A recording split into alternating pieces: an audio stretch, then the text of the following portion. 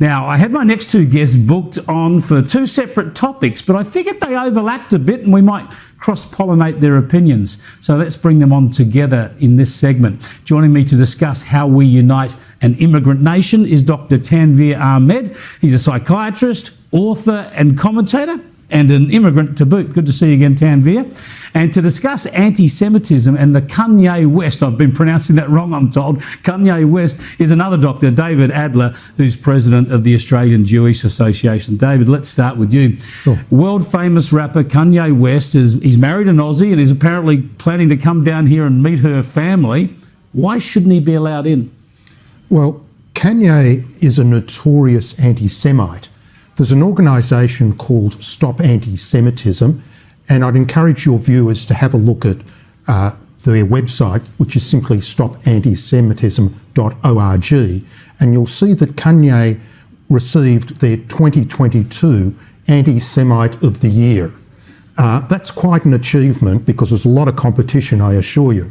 But he's one of the world's most famous and successful rappers. Indeed, everyone yes. knows who he is. He's been to Australia before and toured, and he's a bit of a nutter, to put it frankly. Let's have a look at one of the posts on Instagram. He says, "I'm a bit sleepy tonight, but when I wake up, I'm going to go DEFCON 3 on Jewish people. The funny thing is I actually can't be anti-Semitic because black people are actually Jew. Also, you guys have toyed with me and tried to blackball anyone who ever opposes your agenda." Now, David, I'm completely opposed to anti-Semitism and I agree that you should combat it at every turn. But this bloke's just a nutter, isn't he? And he's coming out to see his family. Wouldn't we, in a liberal democracy, just allow him to come in? Look, he's unfortunately a very influential nutter. He has millions of followers and he has a particular appeal amongst certain demographics of youth. Now, we have seen a rise of anti-Semitism and including violent anti-Semitic events. In New York, where there's a large Orthodox Jewish community, to be non-PC, the truth is that the person who is most likely to assault a Jew in New York is a young black American.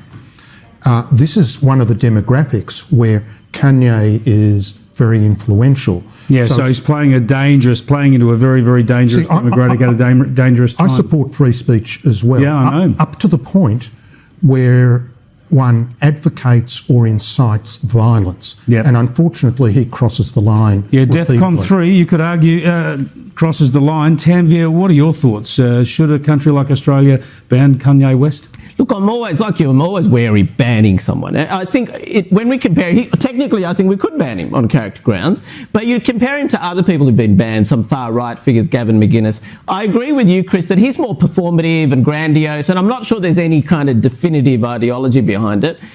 There is this there's a very American angle to it too. There's this history of black and Jewish tension in America, and some of those tweet references, there's even this movement called black supremacists linked to Nation of Islam, Malcolm X, who did believe that blacks were the original Jews and there were biblical references to blacks. So there's some sort of kooky elements that are uniquely American. Personally, what I'd say to David, I think banning him would probably only increase anti-Semitism. I think many people who might have views like that will say, well, here's some special treatment towards Jews, etc. And I think it would only magnify some of his views. I mean, look, it's not going to stop the level of his views. He's got like 8 million followers on Twitter, etc. But I do agree on technically we could ban him, but I'm not sure it would help the cause very much. Any word from the government on where they're likely to go yet, David? No, I don't know. We have written to them. We have given a number of reasons. I mean, one of the ideologies that he supports is Nazism. He says quite openly, I like Hitler. He is a Holocaust denier. So I think you need to think better about the downstream effects. It's not just somebody saying, oh, the earth is flat.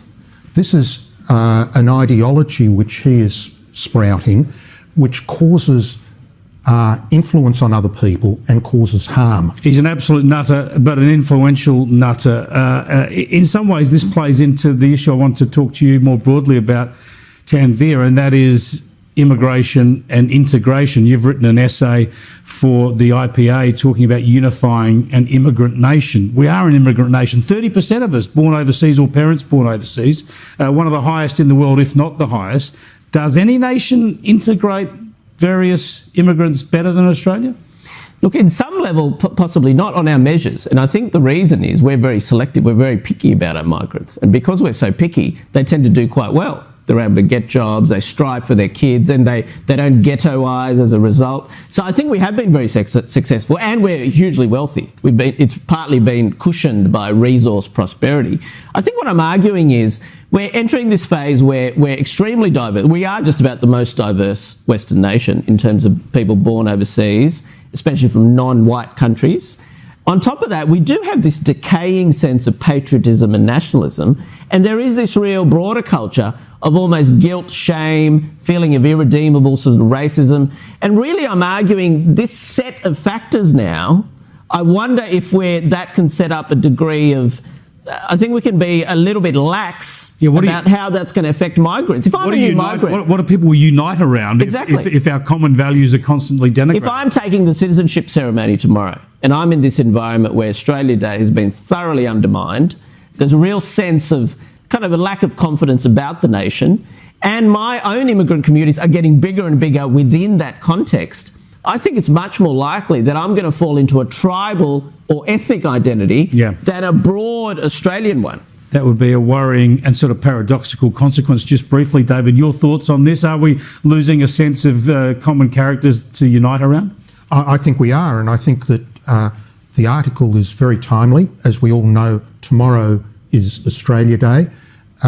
National identity is something we should be able to unite about.